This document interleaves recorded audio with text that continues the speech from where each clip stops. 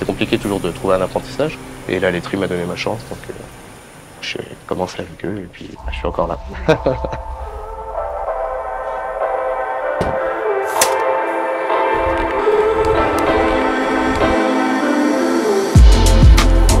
J'ai fait mon apprentissage et après j'ai été embauché sur le poste de technicien en fait, secteur prépa process en fait. Et je suis passé chef d'équipe il y a 4 ans.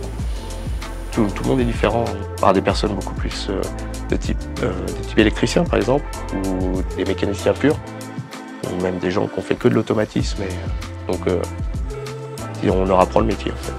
Et on va avoir par exemple sur du conditionnement bouteille, ou conditionnement brique, les Tetra Pak, on envoie les personnes en formation directement chez les fabricants pour apprendre à appréhender les machines, parce que c'est quand même les machines les plus complexes qu'on puisse avoir. Les conditionneuses, c'est vraiment la partie vraiment compliquée, je pense, du métier.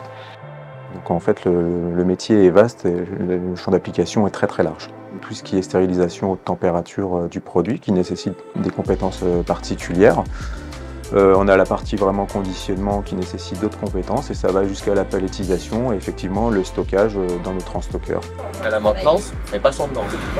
Il doit pouvoir maîtriser l'aspect électrique, savoir lire un schéma, c'est important pour le diagnostic, le dépannage. Il doit maîtriser également l'aspect pneumatique parce qu'il y en a énormément sur le site. On fait pas mal d'hydraulique aussi au niveau des machines pour la brique. Il doit maîtriser également tout ce qui est un peu énergie, vapeur, savoir se mettre en sécurité pendant ces phases d'intervention.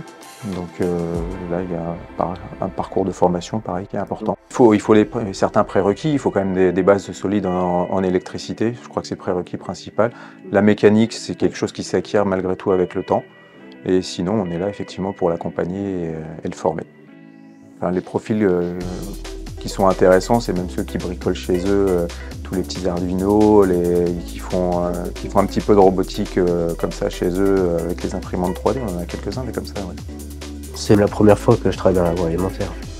J'ai fait la mécanique du verre, c'est plus l'aspect fonderie. Et ensuite c'était dans la métallurgie, dans la conception de bougies, donc tout ce qui est usinage, soudage, puis assemblage. Puis après la laiterie. Donc j'ai commencé en tant qu'électro et au bout de 2 ans je suis passé chef d'équipe. Donc là maintenant je m'occupe de la totalité des secteurs sur l'ensemble de l'usine. En tant que technicien de maintenance, c'est un bonheur. Tous les ans il y a quasiment une machine neuve qui arrive sur site avec de la technologie à la pointe. Notre métier il a un avenir permanent. Il faut toujours des personnes pour réparer les machines. C'est un métier passionnant, il y a moyen de s'éclater toute une vie. Hein. Mais on se sent bien. Faut postuler et venir dans notre grande entreprise.